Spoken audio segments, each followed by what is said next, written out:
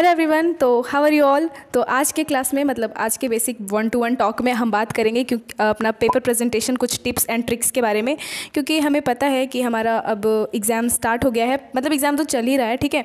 तो कल इकोनॉमिक्स का है, क्लास 12th का, तो इससे रिलेटेड जितने भी हमारा रिवीजन वगैरह था, जो कुछ भी था, सब तो हमने कंप्लीट कर लिया। लेकिन अब जो हमारे पास है वो है कि हम आंसर को लिख के कैसे आएंगे। तो मैंने सोचा कि ये थोड़ा इंपॉर्टेंट होगा, क्योंकि अभी रिसेंटली मैं कॉपीज़ चेक कर रही हूँ एग्जाम्स के। हाँ, वो बोर्ड एग्जाम्स की कॉपी नहीं है, तो बीइंग अ टीचर मैं स्कूल में पढ़ाती हूँ, तो स्कूल के बच्चों का ही कॉपी में चेक कर रही हूँ। लेकिन मैंने कॉपी में क्या क्या ऑब्जर्व किया है, अब मैं ये आपके साथ शेयर करती हूँ, सो दैट कि आप ये मिस्टेक ना करो, ताकि कोई भी एग्जामिनर अगर कॉपी चेक करता है तो अगर उनको वैसा ही फील होगा जैसा मुझे फील हुआ बाकी बच्चों के कॉपी चेक करने टाइम, तो फिर तो आपका मार्क्स तो कटेगा ही, ठीक है। तो आई होप कि वीडियो आपके लिए हेल्पफुल होगा, तो प्लीज़ लास्ट तक देखना, ज़्यादा लॉन्ग वीडियो नहीं होगा, क्योंकि मैंने बस वही बताऊंगी जो मैंने एक्सपीरियंस किया है, ठीक है। चलो बताती हूँ। अब देखो, तो सबसे पहला चीज़ जो मैंने ऑब्जर्व किया, ये मैं सबसे पहले आपके साथ शेयर करती हूँ, क्या है कि बच्चों का राइटिंग जो है वो रीडेबल होना चाहिए। रीडेबल मतलब आपका राइटिंग गंदा है, छोटा लिखते हो, बड़ा लिखते हो, इससे कोई फ़र्क नहीं पड़ता, बस आपका राइटिंग टीचर को समझ में आना चाहिए, वो चेक करे और आपको मार्क्स दे, ऐसा हो। तो बहुत सारे कॉपीज़ मैंने चेक किए, और इसमें मैंने क्या ऑब्ज़र्व किया पता है, इसमें मैंने ऑब्ज़र्व किया कि बच्चे मतलब ऐसा लिख रहे हैं कि उनका वही कॉपी अगर मैं उन्हीं को वापस से दे दूँ ना कि तुम ही पढ़ के बताओ कि इसमें क्या लिखा है, फिर भी वो नहीं बता पाएंगे। सच में एकदम मतलब मैं ना फ्रस्ट्रेट हो गई।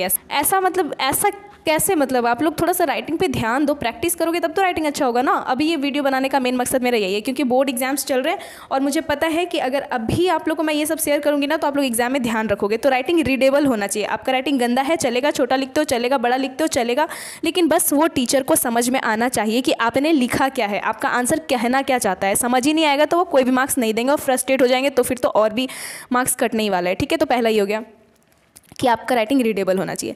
सेकंड जो टिप है वो ये है कि आप लेफ्ट मार्जिन तो छोड़ते ही हो कॉपी में, राइट मार्जिन भी छोड़ो, क्योंकि आंसर पूरा इतना लिखा होता है, ठीक है, पूरा ऐसे लिखा हुआ है। अब वहाँ पे प्लेस नहीं कि मार्क्स कहाँ पे बैठाएं, मार्क्स देने का प्लेस नहीं है, छोटा सा साइड में ऊपर में मुझे मार्क्स देना पड़ रहा, 5 नंबर का है तो 5 लिख के गोल करना पड़ रहा।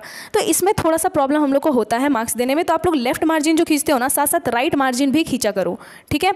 दूसरा ये हो गया। थर्ड आंसर नहीं, टिप है ये। थर्ड टिप ये है कि आप ब्लू और ब्लैक पेन, दोनों पेन का यूज़ करो। सिर्फ ब्लू से लिख दिए हो, सिर्फ ब्लैक से लिख दिए हो, तो इसमें थोड़ा सा प्रॉब्लम होता है कि आप मतलब आपका मेन पॉइंट क्या है। कई बार देखो, हम लोग के पास तो कॉपी बहुत सारे होते हैं, मतलब एक दिन में पता नहीं 100 ही कॉपी मिल जाता है चेक करने के लिए, कर तो नहीं पाते, एक दिन में 20 से 30 कॉपी ही चेक हो पाता है हमारा। लेकिन उस कॉपी में हम मेजॉरिटी जो देखना चाहते हैं वो ये है कि उस पॉइंट में, उसमें जो मेन पॉइंट है, आंसर जिस चीज़ से रिलेटेड है, वो वर्ड उसमें है या नहीं है। और अगर वो वर्ड है तो ठीक है, हम उस वर्ड को भी देख के मार्क्स दे देते हैं कभी कभी। लेकिन मेजॉरिटी बच्चे क्या करते हैं कि एक ही पेन उठाया, बस लिखते चले गए ले में। ऐसे क्यों? जो आपका मेन पॉइंट है ना, उसको या तो ब्लैक पेन से लिखो, बाकी के आंसर उसको ब्लू में लिखो, या तो फिर आप उसको अंडरलाइन कर दो, जो आपका मेन वर्ड है उसको अंडरलाइन कर दो। और ये करने से क्या होता है कि हम लोग को कॉपी चेक करने में आसानी होता है, ठीक है।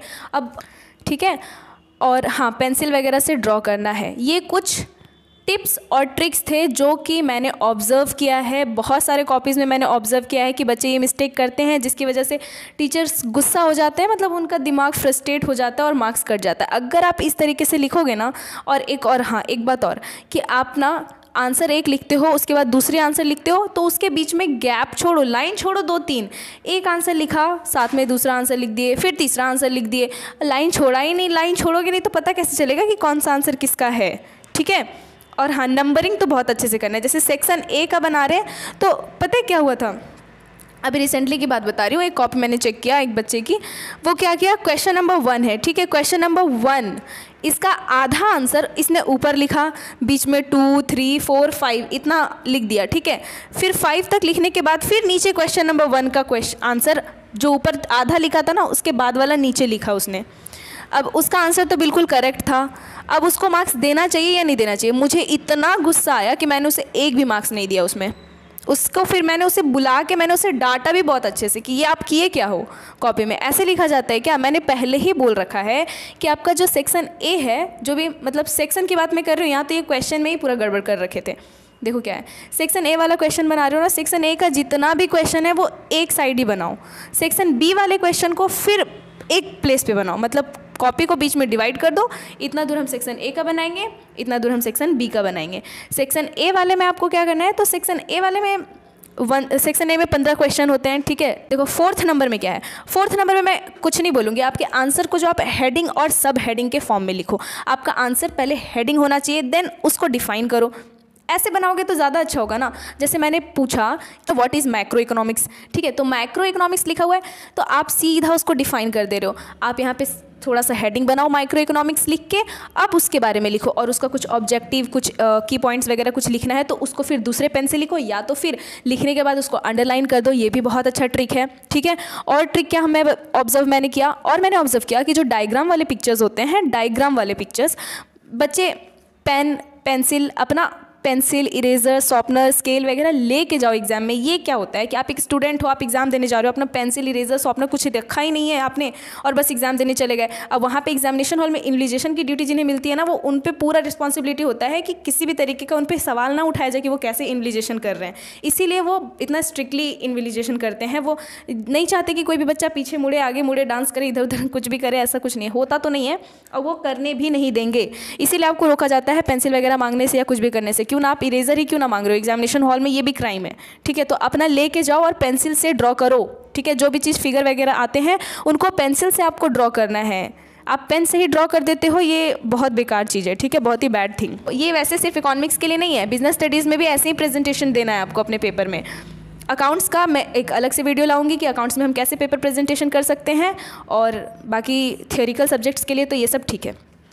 पार्ट ए का सारा आंसर एक प्लेस पे, पार्ट बी का सारा आंसर एक प्लेस पे।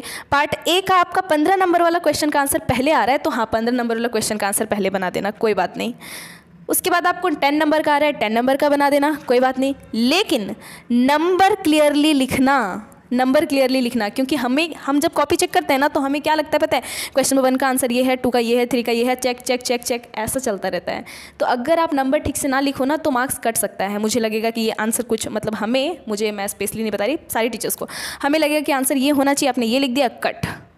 ऐसा ना हो आपके साथ, इसलिए नंबरिंग एकदम अच्छे से देना, ठीक है।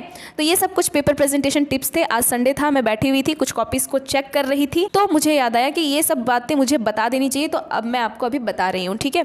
So that's it for today, see you in the next video. कल से इकोनॉमिक्स तो अब हो जाएगा, उसके बाद अकाउंट्स के सारे वीडियोज़ आएंगे। अकाउंट्स का रिवीजन हम जम के करेंगे। 23 को एग्जाम है, 22 तक हम अच्छे से 4 दिन रिवाइज कर लेंगे और फिर उसके बाद बिजनेस स्टडीज़ का होगा, ठीक है। तो मिलते हैं नेक्स्ट क्लास में, see you in the next video. तब तक के लिए अगर वीडियो अच्छा लगा तो लाइक कर देना, कमेंट करना और बताना कि कैसा रहा आपका एग्ज़ाम, कैसा चल रहा है, ठीक है। Bye bye, have a good day.